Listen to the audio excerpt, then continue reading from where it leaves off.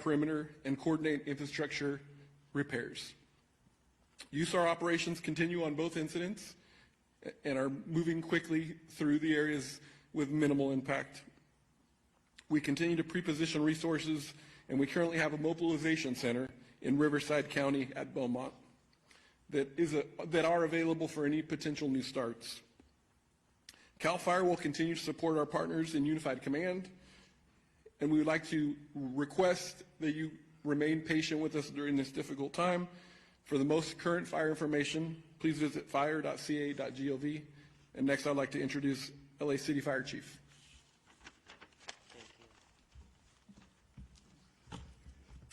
Well, good morning, everyone.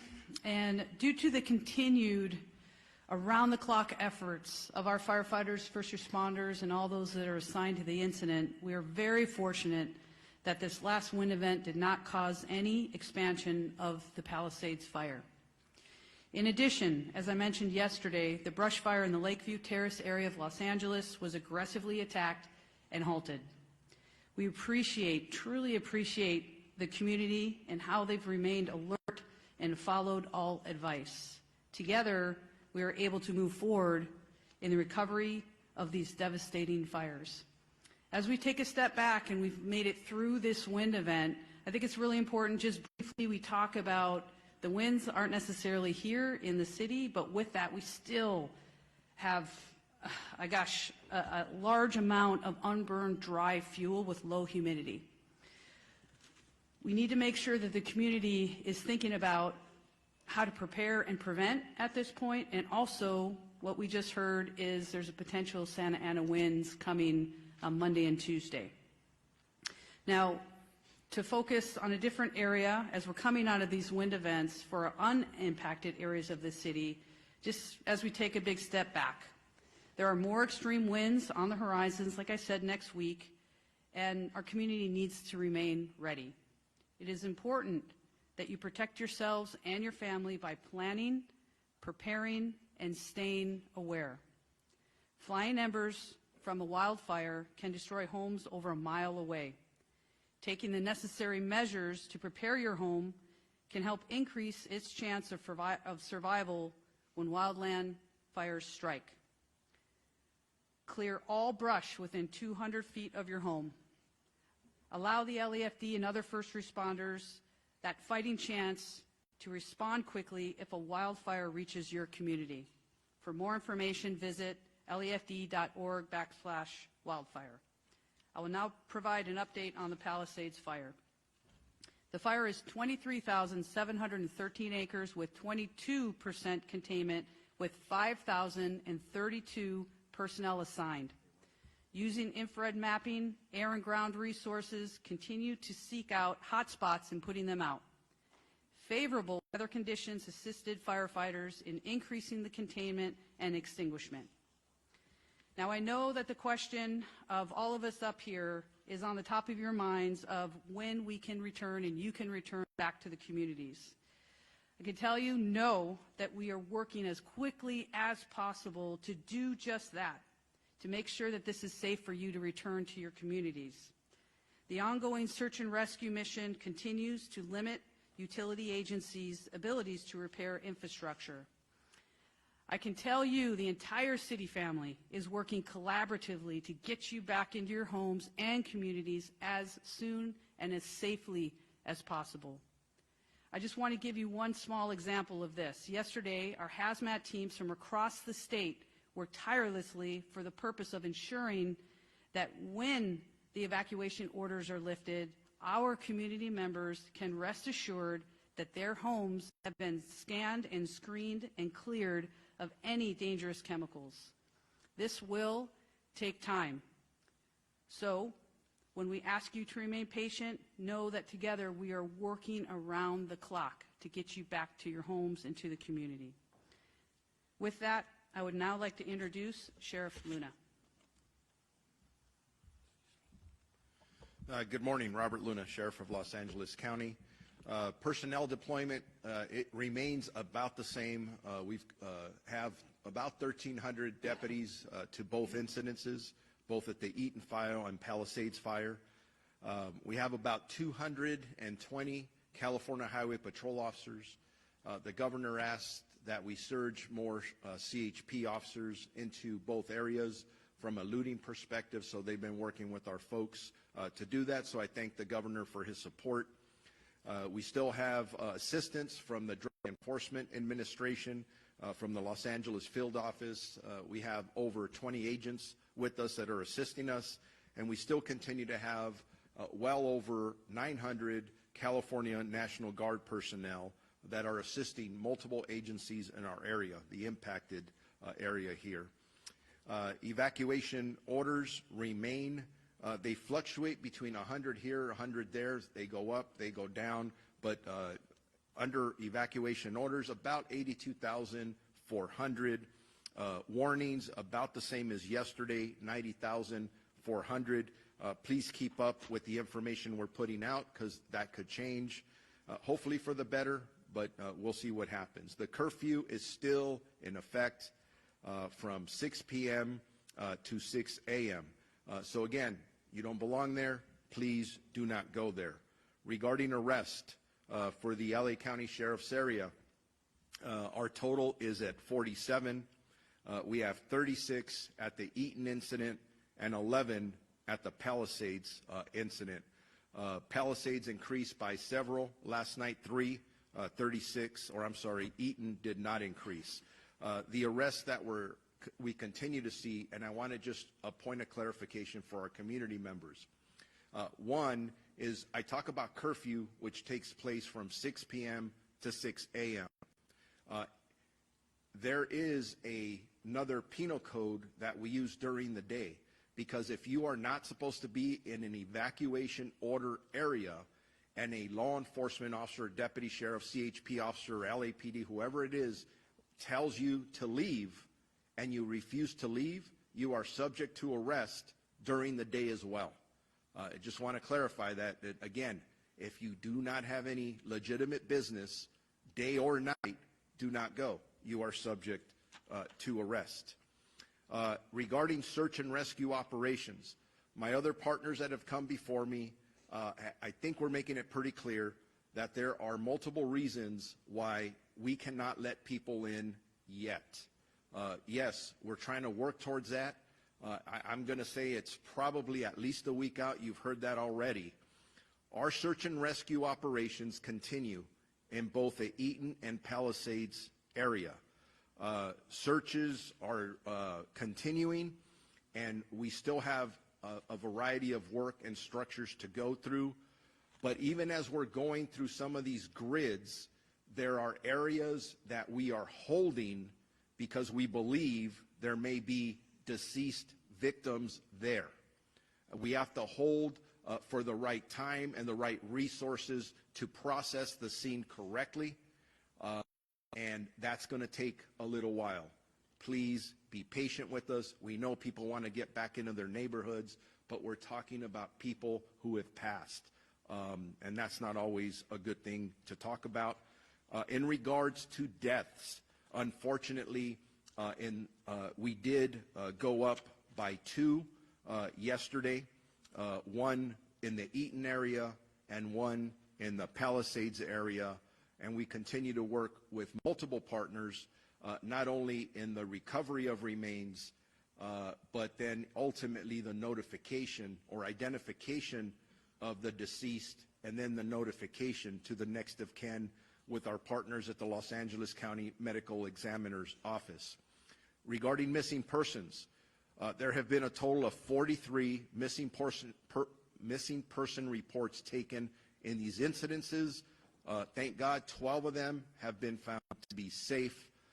That's an increase of 7 more that were safely found.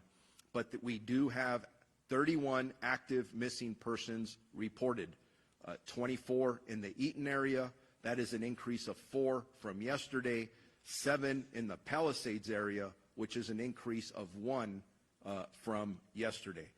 As I conclude, if you have any questions about updated either evacuation orders or warnings, road closures, please go to lacounty.gov/emergency. I will now introduce the Chief of Police for the Los Angeles Police Department, Jim McDonald. Thank you, Sheriff. Good morning. Over the last week, the magnitude of this disaster has come into focus.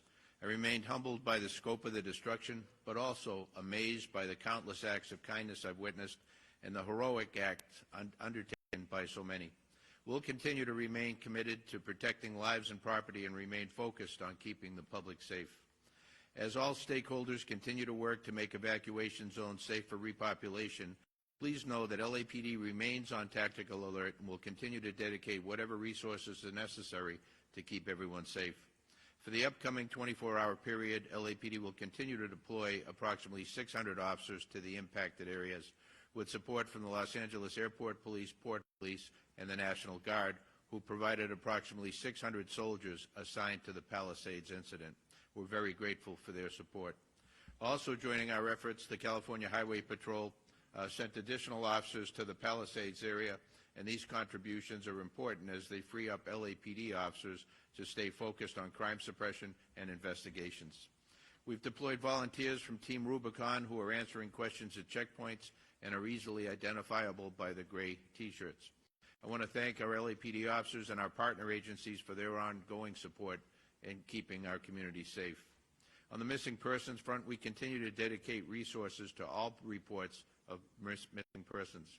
As of this morning, we have 38 reported missing. 30 of those have been found safe, 3 have most likely been found deceased, and 5 remain missing. We have no new fire area related arrests or notable arrests within this last 24-hour period. If you notice anything suspicious or potentially connected to these incidents, please report it immediately. You can do so anonymously through Crime Stoppers or by calling Los Angeles Crime Stoppers at 800-222-TIPS or by visiting lacrimestoppers.org. In closing, I know that for so many, the events of the last few days have been life-altering. Please know that as we move forward, the LAPD remains committed to keeping you and our community safe as we recover. Thank you. I'd like to introduce now U.S. Environmental Protection Agency Incident Commander Tara Fitzgerald. Thank you. Good morning. I'm Tara Fitzgerald. I'm with the United States Environmental Protection Agency. The U.S. EPA has been tasked by FEMA to conduct Phase 1 household hazardous materials removal in the burn footprints. We are beginning this work today. We have personnel on the ground in both the Eaton and Palisades footprints conducting assessments. We're working closely with state and local agencies to conduct this work, and the initial phase of household hazardous materials includes removal of the most immediate risk to public health and workers returning to work within the burn footprint. That includes things like pesticides, batteries, including the risk of damaged lithium-ion batteries, fuel, and other things that would normally go to a household hazardous waste management landfill. Again, we are working quickly to ramp up and look forward to being able to support this recovery effort. Next up is LA County Public Works Director Mark Pistrella.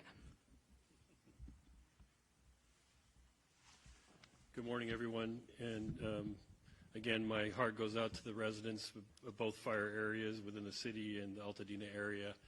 Right now, the Public Works Directors from both City of Los Angeles and myself for the County of Los Angeles are actively assessing the damage that's occurred to these fires and making provisions to create safe access for our residents and make the lots safe as well for entry. We are advising the sheriff and the chief of police from the cities about repopulation. Our part in that is to be certain that we can get a resident back in free from hazards when they enter their property. The properties have been damaged beyond belief. They are full of sediment, debris, silt, and hazardous materials. You just heard our partner from EPA who are here to help us remove and prepare the area, remove the toxics from the facilities. But what remains is a load of debris that also has to be removed from the site.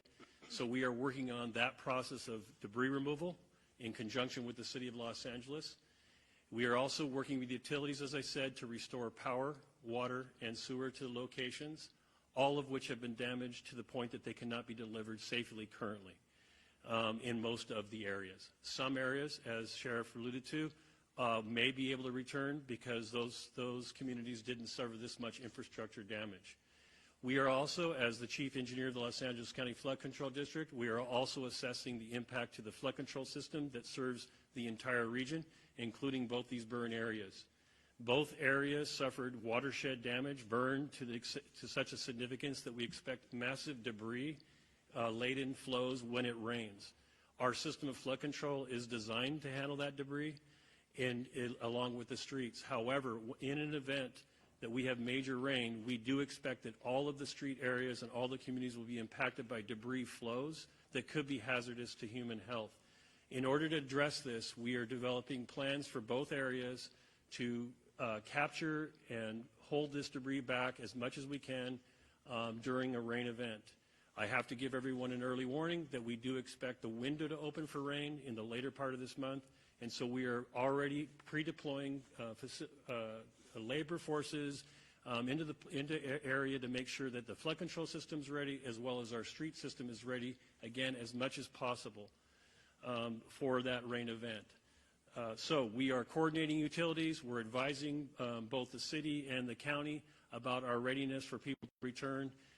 That work is ongoing, and we will continue to provide updates as we make our way through the system, so that essentially you can live there safely and our first responders can serve you. That's the other thing, is we could have incidents once you get back in, and we need to have the access in place and the water in place to, take care of what may be future incidents, even structure fires. So there's lots of work to do for our public works agencies in order for us to say that these areas are ready to be restored. Lastly, on rebuilding, the rebuilding process will be streamlined. It will be organized as directed by both elected bodies, but particularly the Board of Supervisors have directed me to prepare the Altadena area as if it is a master plan community in which we are redeveloping the entire area. This master planning is already beginning. When I say master planning, what I'm talking about is preparing your properties for you to restore your homes on them. That again involves master planning all the utilities, the water system, the sewer system, and the road system. The first step in that process of development is to remove the debris from the site. As you heard from EPA, they'll take the toxics off. The county, in conjunction with the city, will be doing a debris removal process in which we will work together to safely remove the debris from an environmental perspective and from a site readiness perspective, so that your property will be ready to be rebuilt on properly and orderly. That system is already in place. We're working with the federal government and the state government to put that into place, and there'll be more information to come on that process. If you want to learn more about the rebuilding process, please go to recovery.lacounty.gov. Thank you.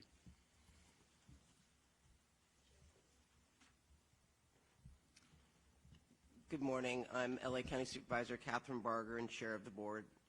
Yesterday, I visited Altamed Clinic in East Washington in Pasadena. Just overlooking Eaton Canyon, this building was one of the first lost in last week's fire.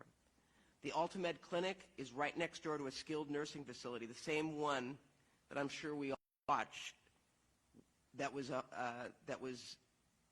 evacuated because there were elderly residents and they were being wheeled down the street while embers blew past the building as it burned. Visiting with Altamed team was a stark reminder that our communities lost more than just their homes. They lost their businesses, their communities, and their access to health care. Despite the lingering destruction, Altamed is already planning to return and provide services to the neighborhood. I left my visit full of hope that not only will our residents rebuild, but the full community will return around them. This morning on Lake Avenue next to the grocery outlet, a large sign stands saying, "Altadena strong, we will rebuild." I know there's been a lot of confusion and unanswered questions why people can't return to their properties. I want to make sure that everyone knows what goes into safely repopulating an area. It is important for all all residents returning to their properties to do so safely.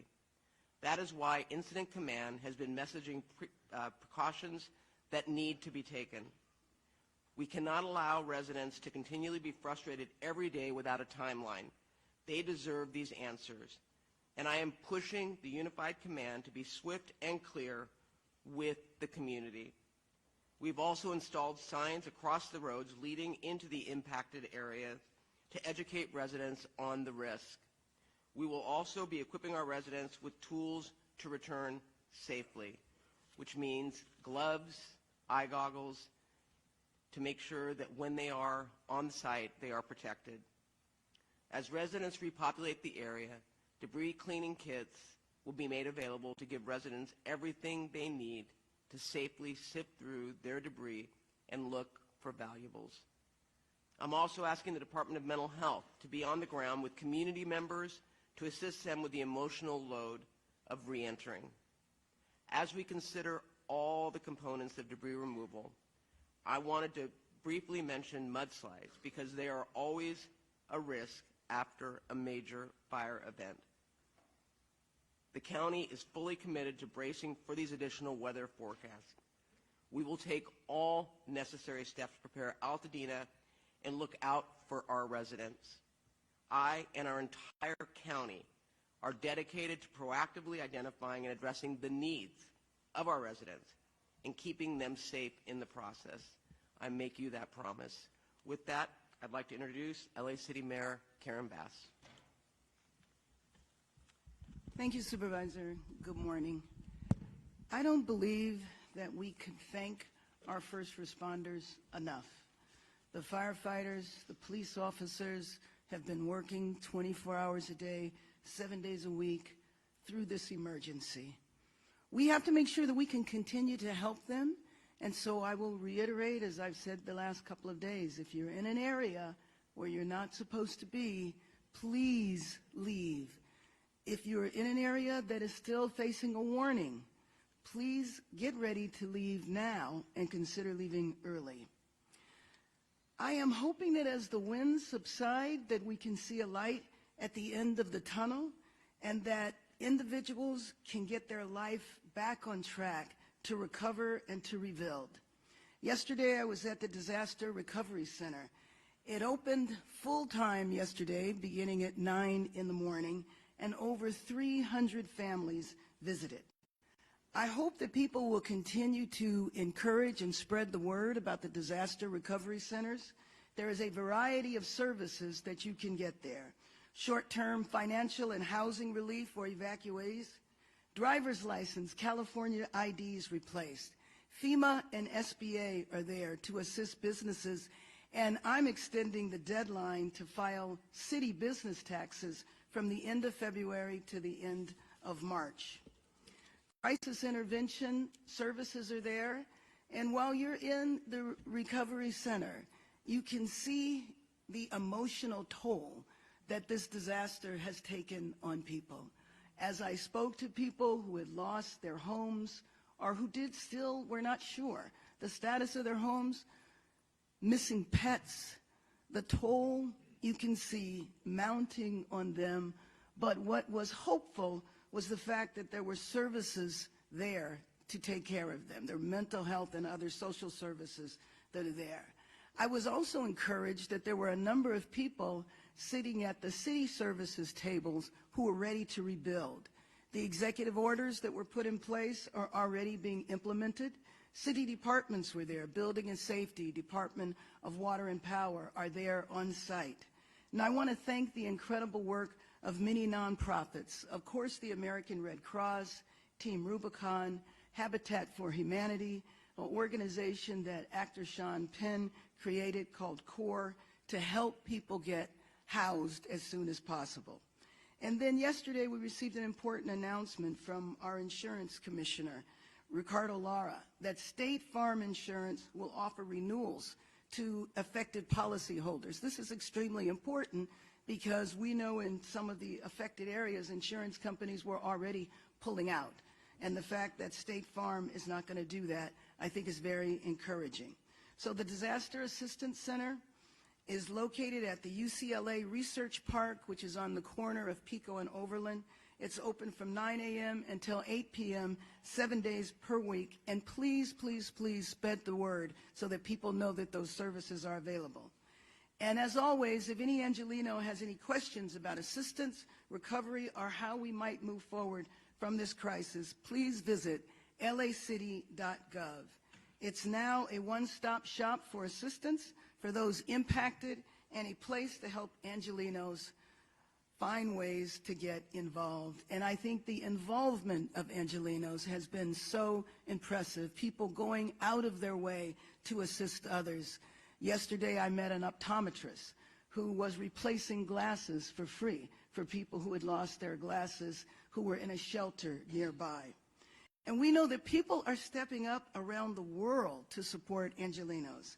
LA's sister city, Busan in South Korea, pledged to donate more than $100,000 to support our recovery efforts. Japan also contributed to the Red Cross. YouTube and Google are contributing $50 million to organizations providing immediate relief in LA. The California Community Foundation's Wildlife Recovery Fund has received more than $24 million, with the first grants being distributed tomorrow. Those donations are from more than 23,000 donors. I want to make sure that people know the website, calfund.org, calfund.org. We're concerned, as has been mentioned in previous press conferences, that there's a number of sites that are fake, and we want to make sure that people give to the correct site, calfund.org. The kindness, generosity, and the spirit of the community that I have seen from so many Angelinos over the last few days really does confirm that we are going to rebuild, and we will rebuild and restore and build even better our city of Los Angeles. Los Angeles strong, we are one city, we stand here united. Thank you, and let me introduce Supervisor Lindsay Horvath. Thank you, Mayor.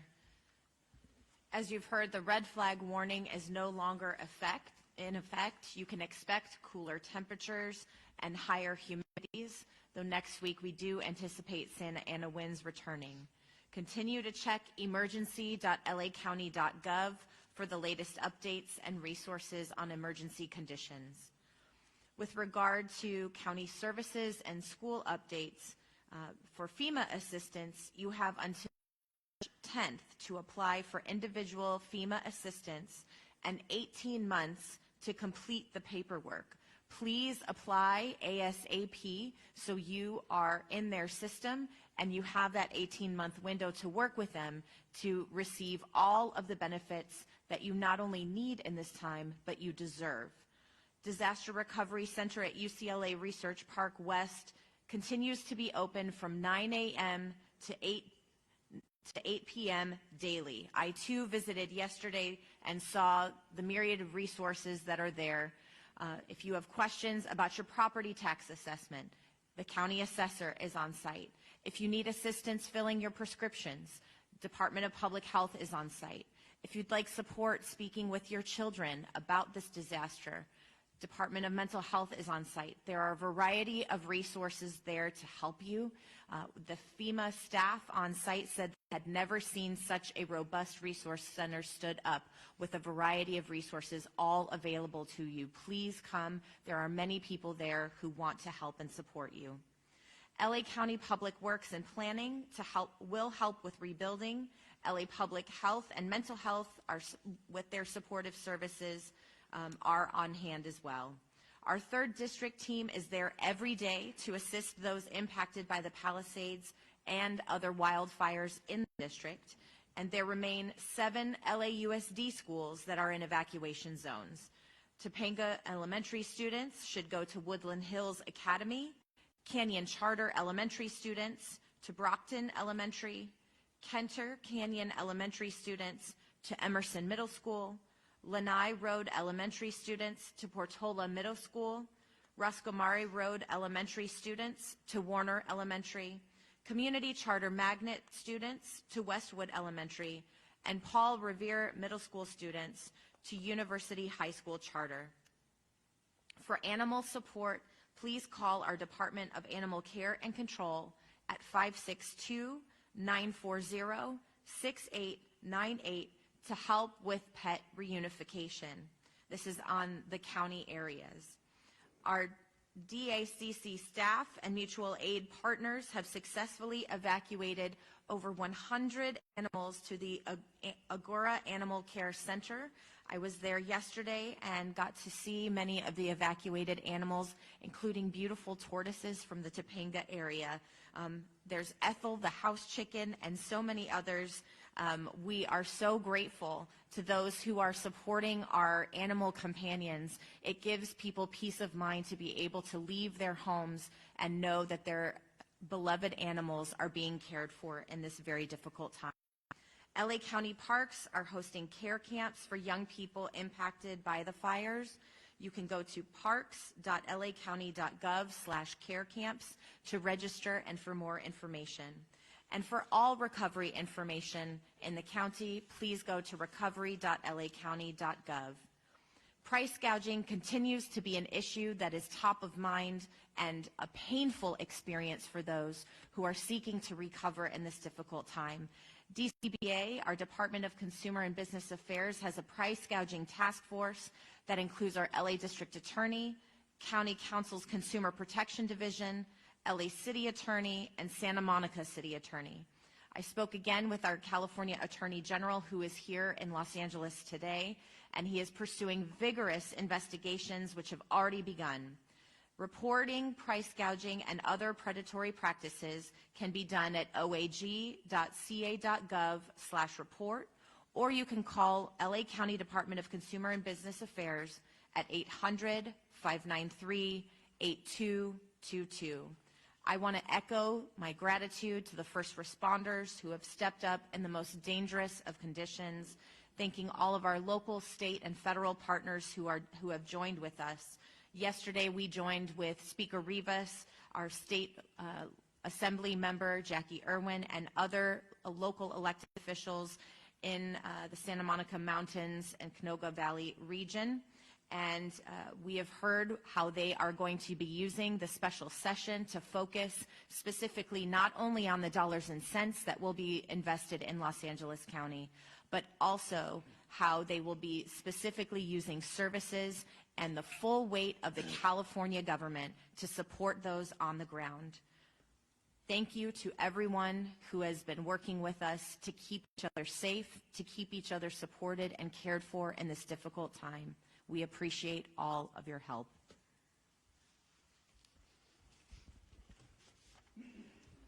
Helen Chavez Garcia, Communication Director for Chair Catherine Barger. We thank the Superintendent of Public Instruction, Tony Thurman, for being here today and showing his support. We will now transition to the question and answer portion of this press conference. I want to announce this is the last press conference that we will be hosting on a daily basis as a one-voice effort. We will transition to press conferences on an as-needed basis to show a unified voice. With that being said, please raise your hands, announce your name and the media outlet you are with, and a microphone will be brought to you. We're going to start over here on the lower left. Hi, Grace Tui, Los Angeles Times. We had heard about a landslide or a hillside collapse in the Palisades fire area and was hoping to get some details about that incident, what might have caused it, and if we're concerned that that might be an issue moving forward in either of the fires, obviously before rains even come. I know you guys were talking about rains. Thank you for your question. Mark Pastrella, Director of Public Works, LA County. In a joint effort, the City of Los Angeles and the County of Los Angeles, including the LA County Flood Control District, has been assessing the watershed areas, including geology, soils, and water conditions in both watersheds that have been burned. The area that you're talking about, the Palisades, is suffering right now. What you'll see on the slopes, you'll see what we call dry ravel, which is these slopes that are oversteepened have been really dried out, and you will see this raveling of the slopes and what looks like a landslide, and it is a landslide, debris into the streets and into properties. Some of this material is supporting some of the structures that have remained behind. There has been inundation to some extent of water into the system. You can imagine the amount of water that was placed in the firefighting effort. There were also gas lines and water lines that were destroyed in the system. I can speak for our LA County waterworks system in the Malibu area, where we have assessed our system and got all of those, cut water off where we didn't need it leaking all over the street. We did that for two reasons. One is because we wanted to maintain a water pressure in the system and not lose it to properties, but also in anticipation that it could grease the wheel of landslides. One of the other areas that residents may be noticing is the Topanga, the lower Topanga area. We're having a significant amount of this dry ravel condition in that area as well. We're working in consultation and side by side with Caltrans to maintain those slopes so that we can continue to have access into the area. So a warning to all the residents, no matter where you live in LA County, if you have slopes behind your homes, or if you're located on the top of a slope, these slopes have become fragile. The soil that is supporting your home have all become fragile and damaged, if you will, due to the events that we've had, wind included. There are mud and debris, as Supervisor Barger said, debris flow hazards that are existing even when it's not raining. So we want people to be very careful. If a resident is noticing any of these conditions in and around their property, in the fire area or outside of it, please contact 211, and we will set a team of geologists and soils engineers and flood control engineers to take a look at your property and make an assessment as to what you might do on your property to safeguard your property. And we'll go right here in the middle. Microphone, please. Jorge Macias, La Opinión newspaper. As everybody knows, many people living in Altadena, they were renting and they lost everything too. Many of them were not owners of their house. So what specific help by the city, the county, or the state are for those people who were renting or who were undocumented? And the second question is about the cleaning up.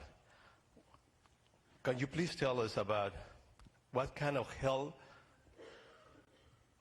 dangers are for people if they start the cleanup by themselves and moving debris, as you mentioned today? So I think on the first one, what I will tell you is that we recognize that there are many people that were not owners of the homes that were destroyed.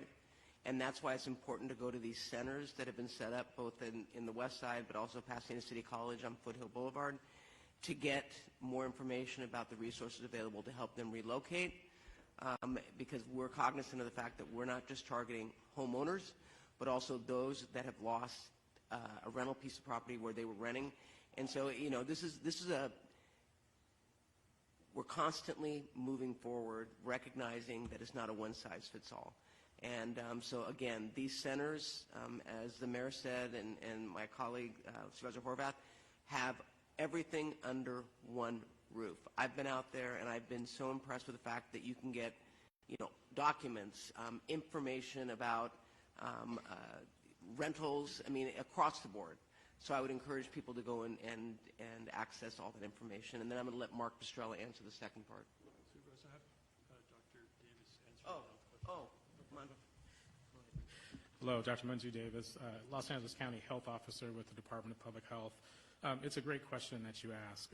You know, we talk about getting folks and cleaning up before people get back, but we recognize that there may be a point where people do get back.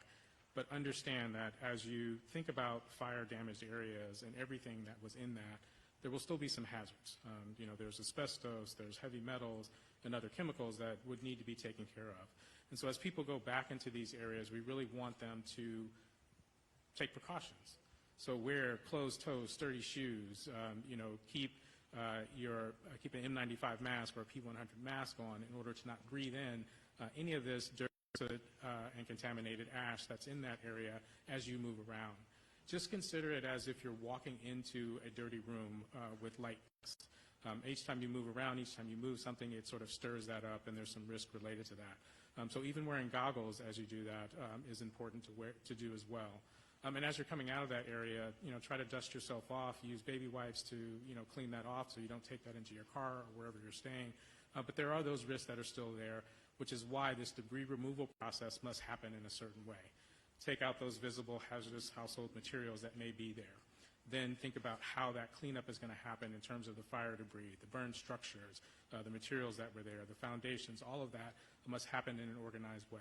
And so there has been an order released in order to specify that unsafe removal of fire debris should not happen, and to specify that must have the hazardous materials removed first, and then debris removal program will be put in place. If you choose to do it on your own, you must follow certain steps and get approval prior to that happening. So those are some of the risks, but we know that as people go back, we do want them to wear those N95, wear sturdy shoes, long sleeves, long pants, and wear some goggles if needed as you go through and assess your property. Thank you. We're going to go over here in the front. Sorry. Josh Haskell, ABC 7 Eyewitness News. First of all, on repopulation, since we don't have an exact date yet, we know that it's going to take time, especially for those dangerous areas. We're getting a lot of questions about people that just, they don't necessarily want to go back and stay or spend a lot of time there. They want 15 minutes. They want to get that medication, take a look at their property, have eyes on their property. We know that there were escorts, then there weren't escorts. What is the current status of that? How do people get in contact to get a particular escort to their property? Who can they reach out to? And also some of the questions that we're getting from viewers, I just want to ask one. It's about water quality. If you don't live in the fire zone, what is the state of your water? Has ash gotten into the entire water supply? Thanks. Yeah, so that's a good question. So I'm going to answer as a member of a unified command team, because when you talk about water quality, we're talking about public health. When you're talking about hazardous materials, we're talking about Fed EPA. You know, we have three types of structures that are in the burn area, the evacuation area. We have structures that are unaffected, we have structures that are damaged, that are still standing, and we have structures that are destroyed. It's just the foundation.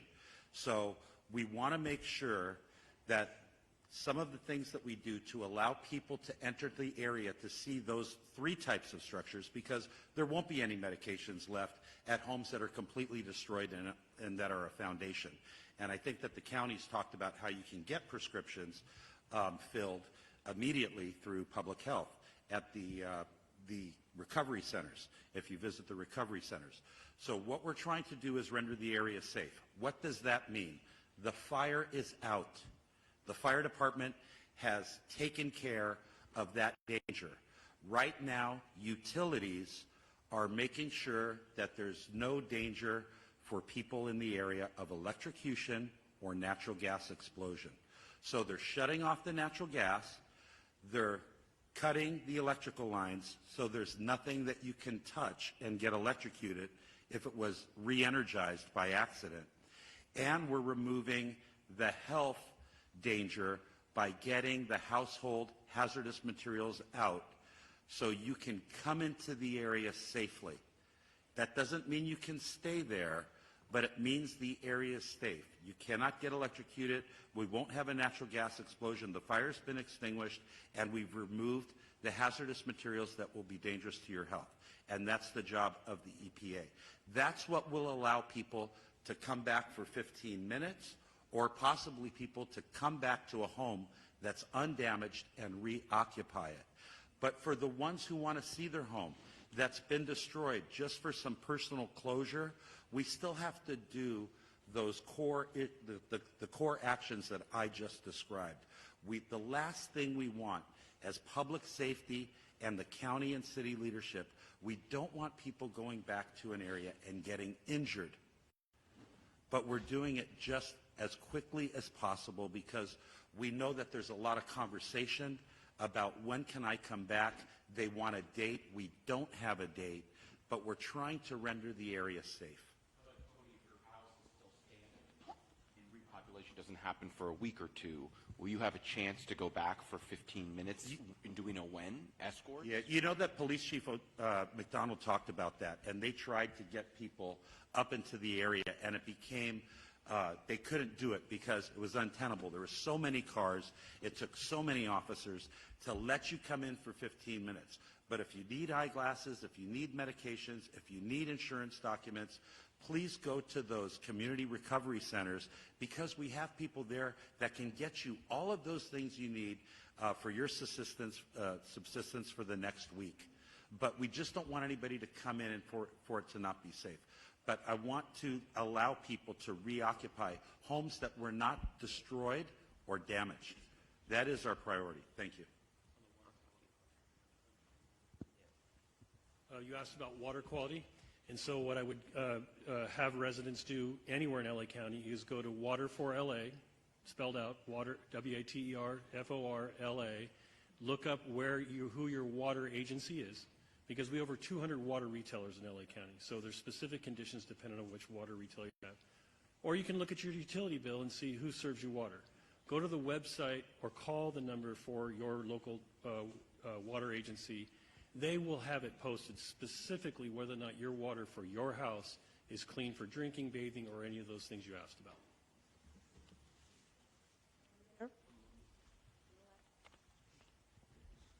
Sheriff Luna, you spoke about recovery of human remains in the area. I'm wondering if you're able to tell us specifically how many of these locations you potentially have to search for today. I'm going to answer that, a variety of them. You're looking for specific numbers. When I drove through there last night, I know our deputies were holding several locations where we are waiting for the appropriate resources to come in and unfortunately recover remains. Back to the previous question, there are areas that we've gone through where we are about 85% sure that we have looked through the best that we can. You got to understand, if you haven't been out there, it literally looks like a bomb dropped. There is things everywhere, and we're trying, our people, along with all of our partners, are doing the best job that they possibly can. But there are areas right now that we have to hold people away from so our people can do their job appropriately. Because remember this, I'm very empathetic to anyone who wants to get back to their property. But I'm also very empathetic to people who have missing people that they're waiting to find out if they're deceased. Those are the kind of tragedies or the significance of what we're dealing with. So we have a lot of work to do. And that's why my partners up here are saying, everyone wants to hear a date, and we want to give a date, but we need to make sure we're doing the work appropriately for all the right reasons. And it's going to be a while. It's not going to be in 3 or 4 days. I'm going to say at minimum, at least another week, and that's an estimate, but I believe it's going to be longer than that. The middle. Hi, this is Kate Cagle from Spectrum News 1. I have 2 questions. One is that we've spoken to some residents in the Altadena area saying that their insurance company is asking them for photos of the damage. So what is your advice to them as far as the fact that they can't get back and get them? And then I also had a question for Mayor Bass. I wonder if you've spoken to other mayors who've dealt with similar disasters like Lahaina or Paradise, and what advice they gave you for getting through just the next year when people are so destabilized. Kevin McGowan, Director with the Office of Emergency Management. For people who want access to photos for damaged and destroyed buildings, they can go to recovery.lacounty.gov. We are posting the damage inspection maps. When you click on the icon, it will show you a picture and it will give you a percentage of the damage. So again, go to recovery.lacounty.gov. Thank you for the question. Yes, I have heard from many, many mayors. Mayors who go through this on a regular basis, especially those that are in the South.